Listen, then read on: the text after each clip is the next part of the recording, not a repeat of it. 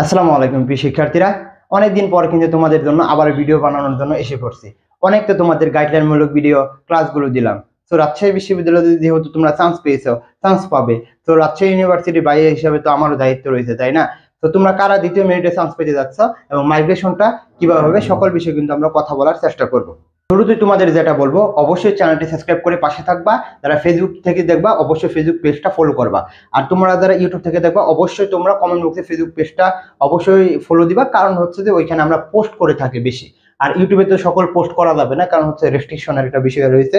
তোমরা বুঝবা না আর কি, যারা তো বুঝবে তারা তো বুঝবেই, কারণ হচ্ছে এখানে একটা মনিটাইজেশনের বিষয় রয়েছে, ডলারের একটা বিষয় রয়েছে। তো ওই দিকে বিবেচনা করলে যেটা আমরা ইউটিউবে অনেক কিছু দিতে পারবো না। তো যাই হোক, দ্বিতীয় মেরিট এবং মাইগ্রেশন নিয়ে কথা হলো, কারা চান্স পাবে, তাদের চান্স হবে, সকল বিষয়ে কিন্তু কথা বলার চেষ্টা করব। যদি আমরা এখানে প্রথম চলে আসি, আমরা এখানে দেখতে পারতেছি আমাদের দ্বিতীয় মেরিট কিন্তু দিচ্ছে কত, 20 জন, এবং সি ইউনিটের কিন্তু 21 জন প্রকাশিত হবে। তোমরা কিন্তু অনেকজনে এখন সবচেয়ে বেশি যারা চান্স পেয়েছে তারাও বয় রয়েছে, ভাই আমার কি মাইগ্রেশন ভালো হবে নাকি, ভালো সাবজেক্ট আসবে নাকি, বা আমার কি যারা ওয়েটিং এ রয়েছে তাদের কি সাবজেক্ট আসবে নাকি, এরকম ভাবে তোমরা কথা ভাবতেছো। তো আমরা যদি দেখি যে এ ইউনিটের যদি কথা বলি, আমরা দেখতে পারতেছি, আচ্ছা আমরা মেইন বিষয়টা কথা বলে নিই। সেটা হয়েছে যে যারা প্রথম মেরিটে মানে সাবজেক্ট পেয়েছে, তারা কিন্তু মনে করো, যদি এখানে মনে করো এ ইউনিটের 720 প্লাস নিয়েছে মনে করো, তো এইখানে যারা আবেদন করেছিল তারা কিন্তু ফ্রি করেছিল, তাই না?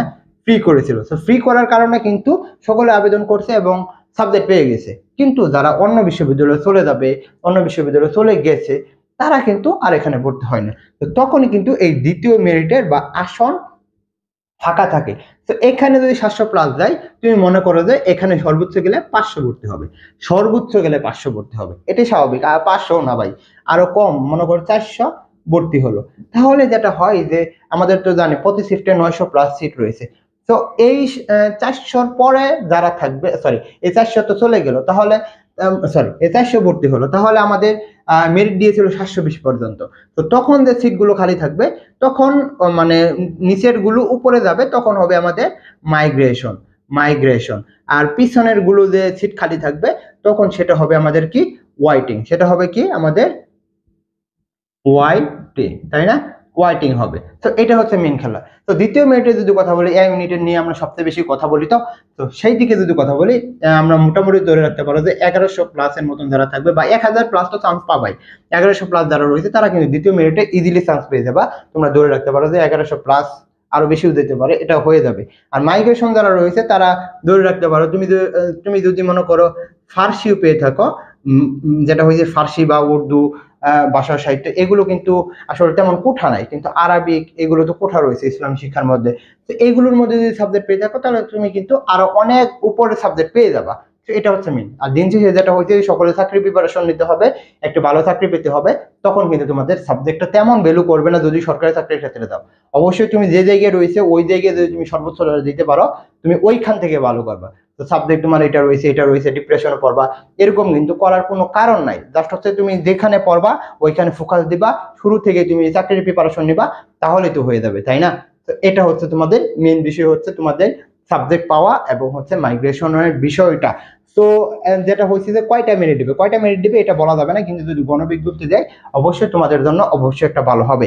আর যারা এখনো রাজশাহী বিশ্ববিদ্যালয়ে চান্স পাও নাই বা কোথাও চান্স পাও নাই, সেকেন্ড টাইম দিবে, তাদের জন্য আমাদের কিন্তু ক্লাস প্লাস এক্সাম বেস রয়েছে। তোমরা ইতিমধ্যে দেখতে পারতেছো আমাদের 70টি প্লাস ক্লাস হবে, 100টি প্লাস পরীক্ষা হবে। আর শুধুমাত্র যারা একদম বেশি ভর্তি হতে চাও, তারাও এখানে ভর্তি হতে পারবা, মানবিক বিভাগ পরিবর্তন, কমার্সের। তো তোমরা কেন এই সুযোগটা নিবা না? অবশ্যই নিবা। একেবারে তোমাদের যদি কথা বলি, একেবারে ডিসকাউন্টে তোমাদের কিন্তু 40% ডিসকাউন্টে আমরা দিচ্ছি। জাস্ট বলবো, তোমরা কমেন্টের যে ফেসবুক পেজে, সরি কমেন্টের যে হোয়াটসঅ্যাপ নাম্বার বা ওই নাম্বারে আমাদের কল দিবা, তাহলে কিন্তু তোমাদের ভর্তি করে নেওয়া হবে। তো তোমাদের যত সমস্যা থাকুক অবশ্যই আমরা কথা শুনবো। কারণ হচ্ছে যে যেহেতু আমিও সেকেন্ড টাইম দিয়েছি, জানি সেকেন্ড টাইমের একটা মনের ব্যথা থাকে। যদি তোমার স্বপ্ন রাজশাহী বিশ্ববিদ্যালয় থাকে, তোমার যদি স্বপ্ন থাকে আমি প্যারিস রুটে হাঁটবো, তাহলে কিন্তু তোমাকে তোমাকে কিন্তু রাজশাহী বিশ্ববিদ্যালয়ে চান্স পেতেই হবে।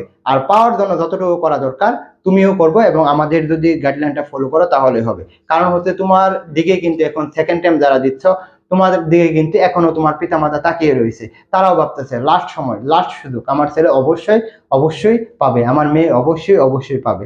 তো আশা করি তুমি অবশ্যই পাবে। হাল ছাড়িও না বন্ধু। আসসালামু আলাইকুম।